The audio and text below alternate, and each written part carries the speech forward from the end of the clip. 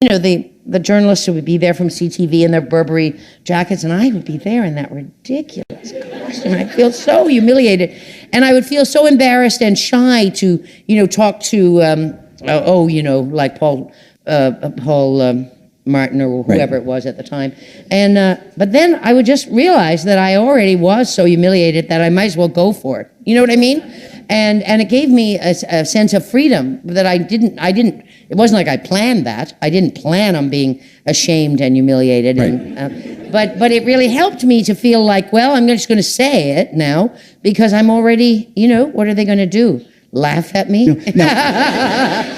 Call 911? Oh, I don't think so. The journalists who would be there from CTV in their Burberry jackets, and I would be there in that ridiculous costume. The journalists who would be there from CTV in their Burberry jackets, and I would be there in that ridiculous.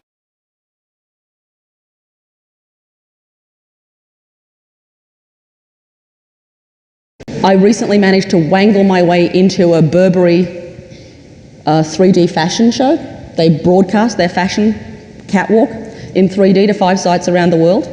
One could make scurrilous jokes about the fact that models don't actually get into 3D in 3D. And God love them, they didn't. But still, it is the case that sport, hugely consuming. If you look at the amount of time spent online, either through fantasy sports or pursuing sports, if you look at the amount of time of anyone's television viewing in any high sports cycle, I can guarantee you this is something people are doing. Yet there are less than 40 papers written over the last 20 years in HCI and UberComp about sport. And most of them are written about things that aren't really sport. They're written about roller coasters. We say thank you to the English. They're written about going round and round and round in motocross in Scandinavia. There's one written about going to stadium games, and that's it. I recently managed to wangle my way into a Burberry 3D fashion show. I recently managed to wangle my way into a Burberry. Not more likes when Burberry or Taco Bell are getting all the not more likes when Burberry or Taco Bell are getting all the not more likes when Burberry or Taco Bell are getting all the accolades in the press. I never know if it's real. I understand that they're moving quickly and doing good work on new stuff. I just don't know if it's actually driving business. There's a big disconnect between being innovative and making business decisions that are fruitful. And so I'm not sure, but I would say the ones that are spending the least amount of money to make the most amount of money in return. Not more likes when Burberry or Taco. That's another one you could add into the Burberry one. Another one you could add into the Burberry one. Other learning points, things that you've remembered. Yes. The successful leader knows who to consult. A successful leader knows who to consult. Excellent point. Thank you very much. Yeah. Talk to people with different point of view than you have. Talk to people who've got a different point of view than you have. Absolutely. Other things?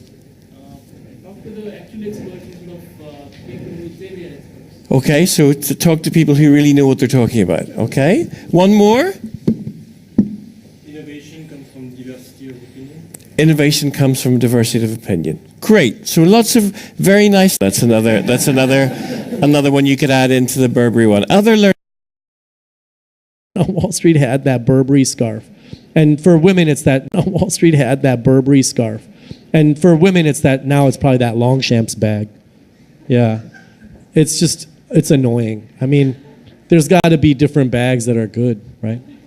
Also for the ladies, just so you know, if most of the culture on Wall Street, if you see a girl with a Louis Vuitton bag, like that's go the other way. The guys go the other way. Because you already know about your consumption habits.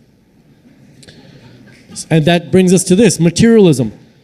Materialism, who I am, what I'm worth is based on my watch, right? Based on the watch. I remember folks on Wall Street like just needing this watch, needing it. It's like my iPhone tells time. I have so many ways to tell time. It's all around me. I can't avoid it in New York. And I'm getting on Wall Street had that Burberry scarf. And for women, it's probably that Longchamps bag. Yeah. brand. And also this week I had a meeting with Burberry. Burberry's very interested, and I'm a brand. And also this week I had a meeting with Burberry. Burberry's very interested, and I'm very happy that they've still got 2 factories in Yorkshire and they want to expand. Okay. Look, I'll take one more question. I think you've been waiting patiently. If you can introduce yourself. Brand. And also this week I had a meeting with Burberry. Burberry's very duties to watch the show. The Burberry show is so important, it's so exciting. Why is that? It's constantly evolving. We're all so excited to see what duties to watch the show. The Burberry show is so important, it's so exciting. Why is that? It's constantly evolving. We're all so excited to see what Christopher does every season. He's a complete innovator. I think he's a genius. It's an incredible 360 brand. It's expanding all the time. It never ceases to amaze me. You know, Christopher, it's like family to me. It's like coming home and reuniting with people you haven't seen for a long time. It's innovative. It's always pushing the boundaries. It's just a wonderful show to see. They're like such a leading brand and they're so creative and so ahead of everybody else. Like with the first Snapchat show that he did last night, that's amazing. Like he's forever like ahead of everybody else and he's just really mad creative. Just they're amazing. It's so quintessentially British as well. When you hear British style, what do you think of? What comes to mind? I think of a trench coat. They're so fun. Yeah, you know, I think of the Burberry trench coat. One thing that Christopher does really well is pair music and fashion fantastically, like an amazing soundtrack. It does. That's the other thing about Christopher. It's not just about the clothes. It's about the atmosphere. It's about the music. It's about finding new talent. He has his duties to watch the show. The Burberry show is so important. It's so exciting. Why is CEO of Yves Saint Laurent, former CEO of Burberry, designer from Nike, CEO of Yves Saint Laurent, former CEO of Burberry, designer from Nike, all these different people coming together in a rather not so obvious way to think about changing the way we live. And that's a really important pattern. And you think about what does that mean here in universities? Universities are interesting. We often deal with an 18th century organizational structure. CEO of Yves Saint Laurent, former CEO of Burberry, designer from Nike. The reason you can walk into Marshalls and TJ Maxx and pick up Burberry and Cartier and all these other brands is because the reason you can walk into Marshalls and TJ Maxx and pick up Burberry and Cartier and all these other brands is because Bloomingdale's and Macy's and all of them overstocked on them. The season changed. They don't know what to do with the stuff. So they slash price, 60% off, 70% off, 80% off, then boom, it's off to Marshalls.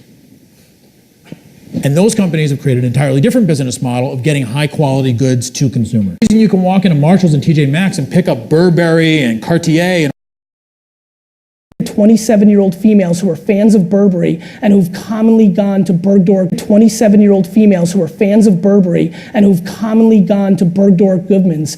The creative has a little bit of an advantage over the other people that are going 18 to 60-year-old females go. I mean, so yes, we think that that's going to happen.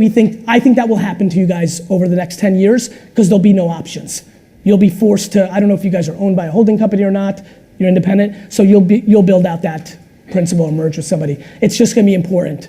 As look, people are going to follow dollars. Dollars are going to shift over time. And again, I actually think there's a huge pot of money in just programmatic banner.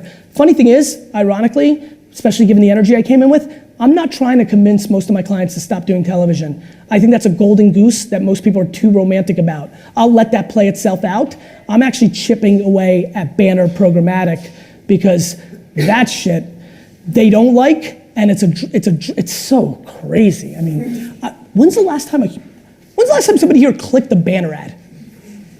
I mean, there's amazing case studies of people not even seeing banner ads, like being blind to it now, left sides of websites. A lot of UX, UI designers, I don't know if there's any in here, are like designing the least important thing on the left side of a website because they know that we've become literally blind to that spot on the right side or left side, depending on the market, because that's where the ads were.